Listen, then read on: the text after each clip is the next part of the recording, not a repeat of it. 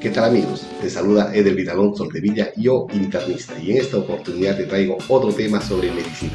Acompáñame.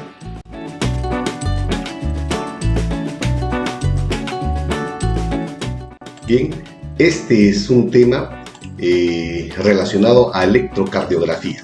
Nos presentan un caso clínico y este caso nos dice, ¿sabes de cosa? ¿Qué estudio diagnóstico es el más adecuado en un varón de 60 años con dolor torácico en reposo? O sea, que este paciente cursa con dolor torácico y está en reposo, incluso se debe estar pensando básicamente en un problema coronario. Y las alternativas que nos plantean son una prueba de esfuerzo, un ecocardiograma transtorácico, cateterismo cardíaco con angiografía coronaria, prueba de imagen nos proponen, tomografía cardíaca con haz de electrones, todas estas alternativas. Ahora, lo que se debe de rescatar es aquella prueba que nos sea mucho más efectiva. Así que date un tiempo, pausa el vídeo y dale una mirada con una captura de pantalla al electrocardiograma para que podamos desarrollarlo juntos. Empezamos. Y bueno, siempre se debe tener en cuenta una sistematización y la propuesta que te planteo es que evalúes primero la frecuencia cardíaca, luego el ritmo cardíaco, la onda P u otro ritmo auricular, el intervalo PR, el QRS, teniendo en cuenta el eje y la morfología que debe de evaluarse, la amplitud, pero también la duración en esa morfología, los componentes de la repolarización cardíaca como son el segmento ST, la onda Q y finalmente el QT con el QT corregido. Además, siempre te planteo que puedas tener en cuenta estos puntos muy importantes sobre el electrocardiograma normal y sus características. También pausa el vídeo y recuérdalos con esta tabla que te presento. Muy bien, ahora sí, de plano nos vamos a hacer una evaluación de la frecuencia cardíaca. Antes de ello, se debe de recordar que para saber que el electrocardiograma técnicamente está bien tomado, se debe de hacer una valoración de la velocidad que va a 25 milímetros por segundo y una amplitud de 10 milímetros por milivoltio. Esto para tener en cuenta siempre. Bien, acá lo que hemos hecho es ampliar la derivación D2 para poder hacer una visualización y definir la frecuencia cardíaca. ¿Qué es lo que se tiene que hacer para establecer la frecuencia cardíaca? De acuerdo a la fórmula, dividimos 60, que es el componente en segundos, sobre el intervalo RR. Así que hacemos una evaluación del RR y, por ejemplo, vamos a plantear que este sea el RR y vamos a tener 5, 10, 15, casi 19 cuadritos. Entonces, eso es lo que vamos a tener en cuenta. 19 por 0,04 nos va a dar 0,76 segundos. Y este va a ser el denominador de la fórmula que estábamos planteando. La frecuencia cardíaca entonces va a ser 60 entre 0,76, por lo que nos va a dar 78 latidos por minuto. Bien, después de haber evaluado la frecuencia cardíaca, evaluaremos el ritmo. ¿Y en qué consiste esto? El ritmo, para que este sea sinusal, debe de cumplir las características que señala este cuadro. Una frecuencia cardíaca entre 60 y 100 latidos por minuto, en este caso es 78. La onda P de morfología positiva en las derivaciones 1, 2 y ABF, y negativa en AVR. Además de ello, ausencia de bloqueo auriculoventricular completo. Entonces estamos recortando y ampliando algunas derivaciones, como por ejemplo en 1, en 2 y AVF para poder establecer si la onda P tiene morfología positiva. Tiene morfología positiva la onda P en 1, de igual forma en 2 y también positiva en AVF. Y a la vez nos dice que debe ser negativa en AVR. Y efectivamente acá vemos que la onda P es negativa, de tal manera que cumple los criterios para que este electrocardiograma tenga un ritmo sinusal. Continuamos. ¿Qué debemos evaluar ahora? La onda P. ¿Y cómo valoramos la onda P? La onda P tiene que ser positiva, más o menos parecido a la diapositiva anterior, ya en las derivaciones 1 AVL, 2, 3 AVF y negativa en AVR. ¿Qué más nos dice? Que la onda P también desde el punto de vista de la morfología debe de valorarse qué tan amplio es, amplitud hacia arriba, y qué tanta duración tiene en forma horizontal. Entonces esto se debe de valorar ¿para qué? Para descartar crecimiento auricular fundamentalmente. Entonces hacemos una evaluación de la onda P en D2 por ejemplo, y la onda P que se encuentra acá es pequeña, es menos de 2,5 milímetros, por lo que descarto crecimiento auricular derecho. Descarto crecimiento auricular derecho. ¿Por qué? Porque tiene menos de 2,5 milímetros en cuanto a amplitud. Y en cuanto a la duración, ¿cuánto tendrá? Hacemos también una evaluación y va a tener 2 cuadritos nada más. Y 2 cuadritos sabemos que 2 por 0,04 me va a dar 2 por 0,04 me va a dar 0,08. Por lo tanto, voy a descartar crecimiento auricular izquierdo porque es menos de 0,12 segundos. Entonces, de esta forma, vamos a evaluar la onda P. Así que continuamos. ¿Qué más se tiene que hacer? Evaluar el intervalo PR. Y el intervalo PR sabemos que se inicia desde cuando empieza la onda P hasta cuando se inicia el complejo QRS. ¿Cuánto debe de medir? Entre 0,12 y 0,20 segundos.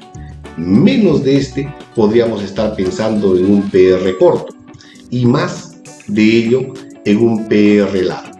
Ahora bien, nos vamos a ver a nuestro electrocardiograma y en D2 también podemos hacer esta valoración y hacemos un conteo, ¿ya?, de las dimensiones del PR. Acá vamos a iniciar más o menos acá hasta acá. Tiene 3 cuadritos. 3 por 0,04 me va a dar 0,12 segundos. Por lo tanto, decimos que el PR es normal. Bien, ahora vamos a hablar del complejo QRS, pero vamos a tener en cuenta el eje en primer lugar. Este cuadro, este diagrama nos dice ya que el eje es normal cuando está entre menos 30 y más 90 grados. Si estuviese más hacia la izquierda, estaríamos hablando de un eje desviado a la izquierda, que es toda esta zona que estoy mencionando y que está en color celeste. Y si hubiese una desviación mayor a 90, estaríamos hablando de un eje desviado a la derecha, este cuadrante que está pintado en amarillo. ¿Qué más tenemos que evaluar con respecto al eje? Siempre tener en cuenta situaciones prácticas. Cuando tenga un electrocardiograma con la derivación 1 y AVF positivos, el eje va a ser normal. Mientras que si yo tengo un electrocardiograma con con una derivación 1 negativa y en AVF positiva, vamos a tener un eje desviado a la derecha. Por el contrario, si en la derivación 1 es positiva la sumatoria de deflexiones y en AVF es negativa, vamos a tener un eje desviado a la izquierda. Esto desde el punto de vista práctico. Así que vamos a ampliar las derivaciones 1 y AVF y vamos a hacer esta visualización. Vamos a contar acá. Bueno, acá es positiva en toda su extensión en D1, por lo tanto hacia acá es positiva para este lado, y en AVF ya la sumatoria de deflexiones es predominantemente negativa, se viene más o menos hasta por acá, negativa. Sabemos que esta es la derivación 1 y esta es la derivación de AVF, ¿cierto? Entonces, si nosotros generamos la intersección, vamos a ver que el eje en este electrocardiograma ya va a estar desviado a la izquierda, tal como se suele ver. Entonces es un eje desviado a la izquierda. Entonces, ¿en qué casos podemos visualizar un eje desviado a la izquierda? Desde el punto de vista normal podríamos encontrar en pacientes obesos un eje desviado a la izquierda, pero también desde el punto de vista patológico podría estar asociándose a algún tipo de hipertrofia ventricular izquierda o cuando existe algún problema en cuanto a conducción, o sea, los bloqueos. ¿Y qué bloquea? Un hemibloqueo anterior izquierdo nos puede decir que tiene un eje desviado a la izquierda. Bien, continuamos con la morfología en cuanto a su duración. En este caso, su ancho es normal cuando es menos de 0,12 segundos. Allá, si es más de 12, estaríamos hablando de bloqueos de RAM. ¿Qué más? Le damos una miradita, ¿ya?, a algunas derivaciones y ver, ¿ya?, si existe o no, ¿ya?, un aumento, ¿ya?, del QRS. Entonces visualizamos el D2 y vemos que solamente tiene 1, 2 y un poquito más cuadritos. Por lo tanto, 2 por 0,04 va a ser 0,08. Por lo tanto, la duración va a estar dentro de lo normal. En otras palabras, tenemos un QRS angosto. Sin embargo, acá nosotros estamos visualizando a la vez, ¿ya?, un patrón de QRS, ¿ya?, en el que no se precede la onda P, ¿ya?, configurando como una extrasístole ventricular. Eso se debe tener en cuenta al momento del diagnóstico electrocardiográfico. Por lo demás, el QRS y su morfología en cuanto a la duración es normal. Ahora, el QRS en cuanto a la morfología, pero la amplitud, va a establecer si existe o no hipertrofia ventricular. Si existe hipertrofia ventricular, acá están los criterios diagnósticos para hipertrofia ventricular, de los cuales el que más utilizo es el índice de Sokolov. Y para ver si hay hipertrofia ventricular derecha, ya se utiliza la primera que acá se está mencionando, vale decir, ya, la valoración del R, ya, en V1 o la relación R entre S mayor a 1 también en V1. Entonces hacemos una ampliación de esas derivaciones y definimos. En este electrocardiograma hemos rescatado la derivación V2 y V5 para poder ver si hay un Sokolov mayor de 35 o no. Entonces hacemos la evaluación. Acá hay más o menos 10 puntos que sumado a estos 5 ya nos va a dar 15 milímetros nada más. Así que S en V2 más R en V5 en este caso nos va a dar 15 milímetros, mucho menos que 35, por lo que descarto hipertrofia ventricular izquierda. Por otro lado, cuando nosotros querramos ver si hay hipertrofia ventricular derecha, ¿qué es lo que vamos a hacer? Vamos a ver el componente R de V1. Y el componente R de V1 a lo mucho tiene acá 1 milímetro. Entonces descarto esta posibilidad y definitivamente si hacemos la relación entre R, que vale 1, y 5, 6 más o menos, que vale S, esto va a ser menor, ¿ya? Menor a 1. Por lo tanto, estamos llegando a la conclusión de que descartamos también la hipertrofia ventricular derecha.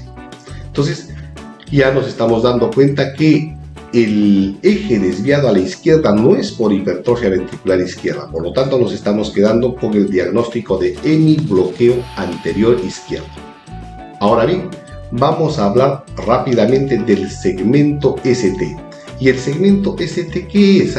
Allá es el punto donde termina el complejo QRS, justo en el punto J, hasta el inicio de la onda T. Es fundamental darle una mirada a este segmento. ¿Por qué? Porque forma parte de la repolarización y cuando existen lesiones isquémicas, existe también acá anomalías. Generalmente, o mejor dicho, normalmente debe ser isoeléctrico y la elevación o descenso menor a 1 milímetro ya es patológico. ¿Dónde lo mido? Lo mido en el punto J, a 0,04 segundos del punto J. Es ahí donde debo ver ya si existe o no una elevación o descenso del segmento ST. Entonces, en este electrocardiograma vamos a darle una mirada rápidamente en todas las derivaciones. ¿Es isoeléctrico? Bueno, acá da la impresión de que fuese isoeléctrico, pero existe cierta tendencia a su descenso en 1. Oye, vamos a ver la zona que mira también ese punto, que es AVL, más o menos parecido. O sea, existen cambios de repolarización en 1 y en AVL. Vamos a seguir viendo. 2, acá está 2, 3 y AVF. Bueno, es la cara inferior o cara diafragmática. ¿Ya? Y no existe ningún componente anómalo en este caso. Vamos a seguir haciendo la evaluación. En V1, casi normal. En V2 también. V3, V4, V5 y V6. Sin embargo, existe cierta convexidad hacia arriba y acá te lo voy a mostrar desde V2 hasta V5 inclusive, V4 acá, V2, V3, V4, V5 inclusive. Es una convexidad hacia arriba sin hablar de ascenso, ¿ya? Pero hay que tener en cuenta esta convexidad para, en el contexto de la evaluación de la onda T, dar mayor evidencia de una patología isquémica. Entonces, eso es importante rescatar.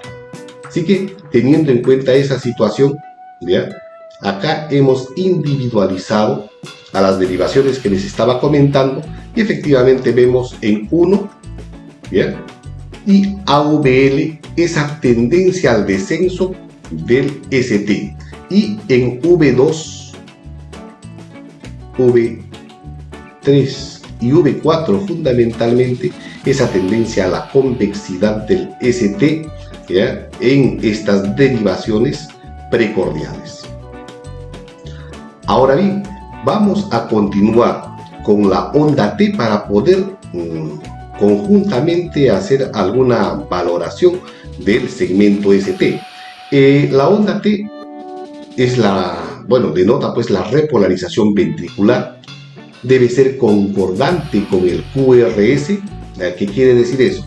Si el QRS es positivo, como en este ejemplo, que es otro electrocardiograma, no el que tenemos, ¿ya? Pero que nos sirve, si es positivo el complejo QRS, la onda T también tiene que ser positiva. Eso nos quiere decir, ¿ya?, concordancia.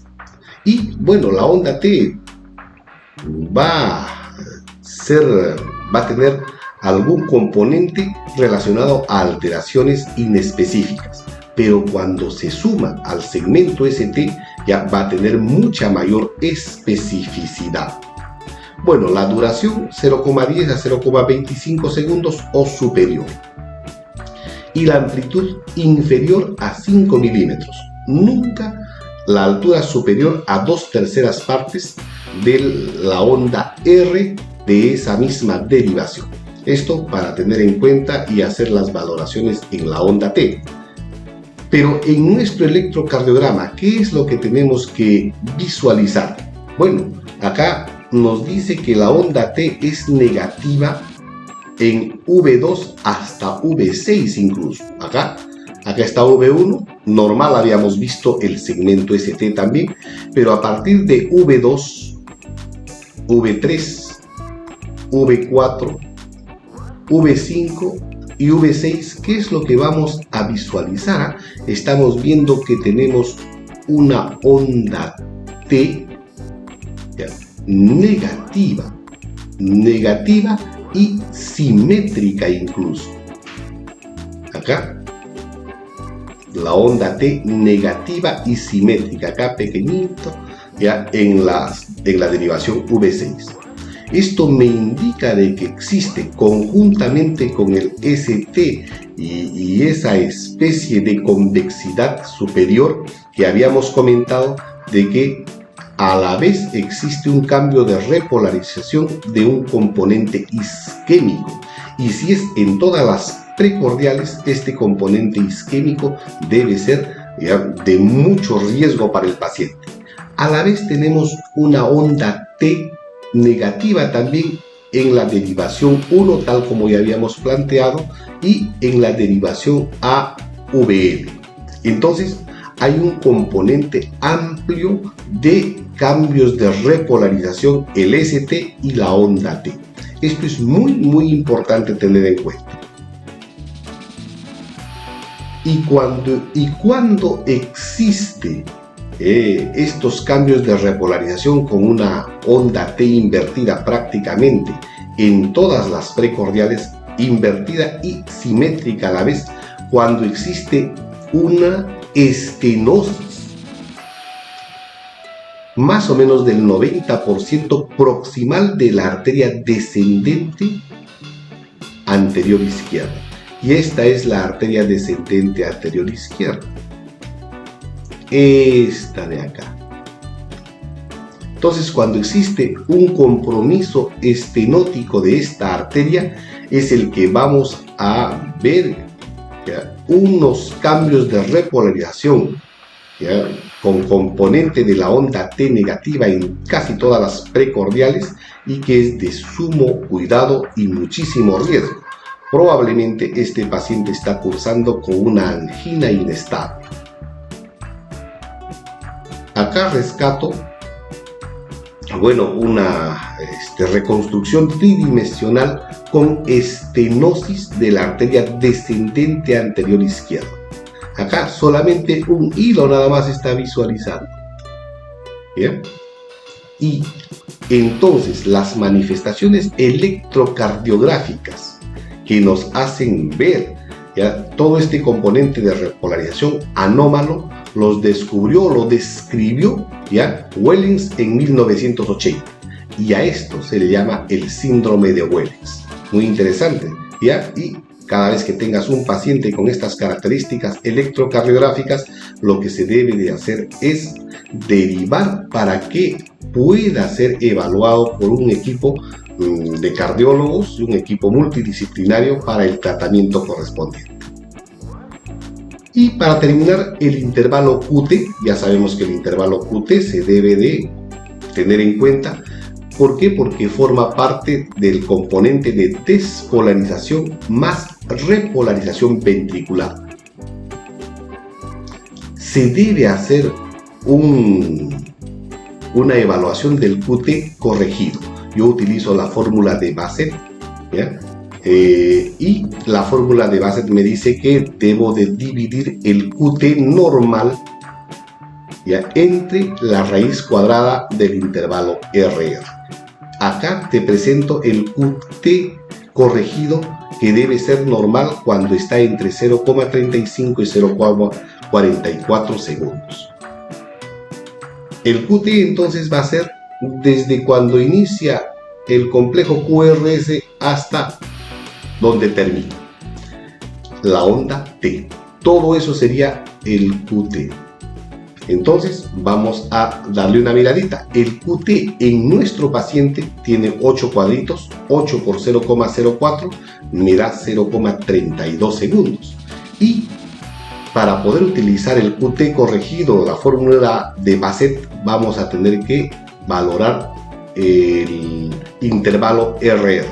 Tiene 19 cuadritos, multiplicado por 0,04 me da 0,76. Y esto lo enviamos a la fórmula, dándome 0,36 segundos, que quiere decir que tenemos un QT corregido normal. Terminamos con el diagnóstico electrocardiográfico. El diagnóstico acá yo lo estoy presentando no por orden de riesgo o prioridad, sino desde el punto de vista académico por orden de hallazgos que hemos encontrado. Entonces vamos a tener a un paciente o un electrocardiograma con un ritmo sinusal con extrasístoles ventriculares. Es ritmo sinusal porque tiene una onda P adecuada, pero también tiene extrasístoles ventriculares como el que te estoy mostrando. ¿Qué más tiene este paciente? Ya habíamos visto que tenía una desviación del eje izquierdo y el componente de esta desviación se llama hemibloqueo anterior izquierdo. Y por último, que es el más importante, dicho sea de paso, ¿ya?, existe una inversión simétrica de la onda T, que nos indica que es una isquemia en territorio de la descendente anterior izquierda, que ya habíamos visto también en los esquemas, ¿ya? Entonces, es un síndrome coronario agudo en este paciente, con la característica inversión simétrica de la onda T, que indicaría que el paciente está teniendo un problema en la descendente anterior izquierda, y este es de mucho riesgo. Ahora bien, ¿qué estudio diagnóstico es el más adecuado en este varón? Entonces, se hace muchísimo más fácil la respuesta. En un paciente con cuadro doloroso no podemos hacer una prueba de esfuerzo. Un ecocardiograma transtorácico probablemente efectivamente sirva, ¿ya?, pero va a ser menos eficiente.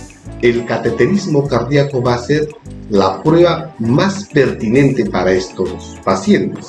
La prueba de imagen no va y la tomografía tampoco. De tal forma que la respuesta sería la letra C, cateterismo cardíaco, ¿ya?, con angiografía coronaria, tal como ya habíamos comentado y presentado en las imágenes precedentes. Muy bien, amigos, espero que sea de tu agrado, pero también de utilidad para tus estudios. Termina el caso clínico. Muchas gracias, nos vemos en el próximo video. Ten un grandioso día.